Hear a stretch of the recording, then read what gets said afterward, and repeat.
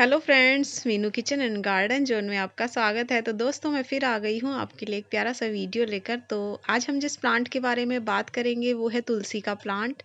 और तुलसी का प्लांट जिस तरीके से दोस्तों हिंदू धर्म में बहुत ही पूजनीय पौधा होता है और इसकी पूजा की जाती है। तुलसी विवाह भी होता है और बहुत सी हमारी जो मान्यताएं हैं वो तुलसी के प्लांट के साथ जुड़ी हुई हैं। तो ये हमारे लिए बहुत ही एक पूजनीय प्लांट है। और इस प्लांट को किस तरीके से आप सुरक्षित रख सकते हैं, किस तरीके से इसे सूखने से बचा सकते हैं और सर्दी में इसकी किस तरीके से आपने देखभाल करनी है, जो आपको जो प्लांट है आपका ये वो हरा भरा रहे। जैसा कि आप मेरा प्लांट देख रहे हैं, बिल्कुल हरा भरा है और बहुत ही घना भी है। तो इस तरीके से अगर आप अपने प्लांट को चाहते हैं कि आपकी तुलसी का प्लांट इस तरीके का हो, तो आप मेरी 5 बातें आज नोट कर लीजिएगा। अगर मेरे ये 5 टिप्स आप आजमाएंगे तो आपका जो तुलसी का प्लांट है वो भी इसी तरीके से गमले में, क्यारी में, आप जहाँ भी लगाएंगे वहाँ घना हो जाएगा और बहुत ही खूबसूरत दिखेगा। तो चलिए दोस्तों, वीडियो को ज़्यादा बड़ा ना करते हुए स्टार्ट करते हैं। तो पहला टिप जान लेते हैं। पहला टिप दोस्तों इसका ये है कि जब भी आप तुलसी का पौधा लगा रहे हैं तो सबसे पहले आप जो गमला ले रहे हैं उसका ध्यान आपने ये रखना है, आपने बहुत ही ज़्यादा छोटा गमला नहीं लेना है। अगर आपने इसको घना और बड़ा करना है तो आप एक थोड़ा सा बड़ा गमला इसके लिए ज़रूर रखिएगा।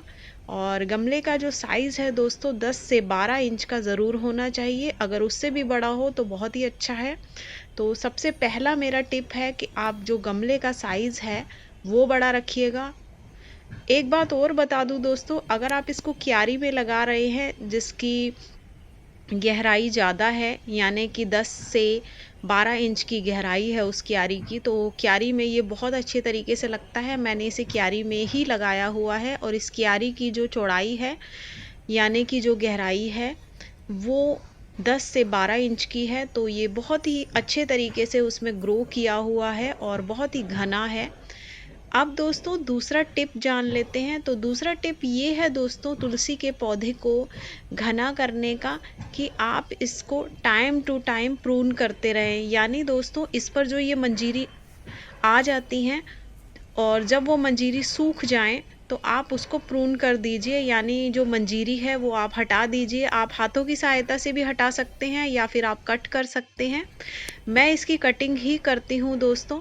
मंजीरी जब मैं हटाती हूँ तो फिर मैं कोई भी कटर या कैंची की सहायता से उन्हें हटा देती हूँ सारी मंजीरी को। जब वो सूख जाती हैं, आप देख रहे हैं मेरी ये जो मंजीरी है बिल्कुल सूख चुकी हैं और इनको मैं कैंची की सहायता से सारी जो मंजीरी हैं वो कट करती रहती हूँ। जब भी कोई मंजीरी सूख जाती है मैं उसे हटा देती हूँ। उससे क्या होता है दोस्तों, आपके जो तुलसी का जो प्लांट है उसकी पिंचिंग भी होती रहती है और जो प्लांट है वो पिंचिंग करने की वजह से, आप जो मंजीरी हटाते हैं उसकी वजह से स्ट्रेस भी नहीं ले पाता प्लांट और पिंचिंग की वजह से घना भी होता जाता है। तो आप देख लीजिए सारी तरफ से मैं पिंचिंग इस प्लांट की करती हूँ इसी तरीके से। तो ये जो मेरा प्लांट है चारों तरफ से बिल्कुल घना हो चुका है।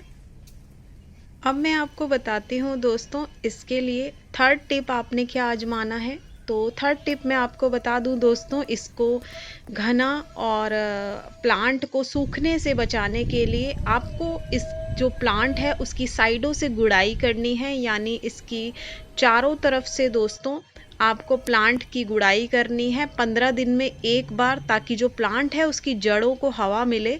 और हवा मिलने से क्या होगा दोस्तों, जड़ों को कि जड़ों तक धूप पहुँचेगी और फिर प्लांट जो है दोस्तों उसकी जड़ों को हवा और धूप पहुँचने से प्लांट की जो जड़ें हैं वो हेल्दी बनेंगी। तो ये ज़रूर करना है। अब मैं आपको बता देती हूँ दोस्तों इसका फोर्थ टिप।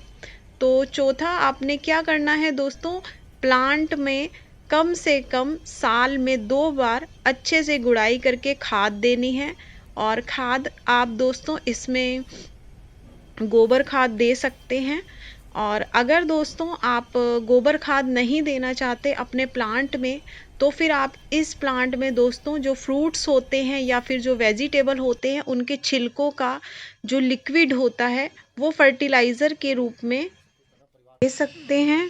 तो इस तरीके से दोस्तों आप इस प्लांट की देखभाल करेंगे तो ज़रूर आपका जो प्लांट है वो हेल्दी और सुरक्षित रहेगा। और अब जाते जाते 5वां टिप मैं आपको बता देती हूँ तुलसी जी के प्लांट को हेल्दी रखने के लिए।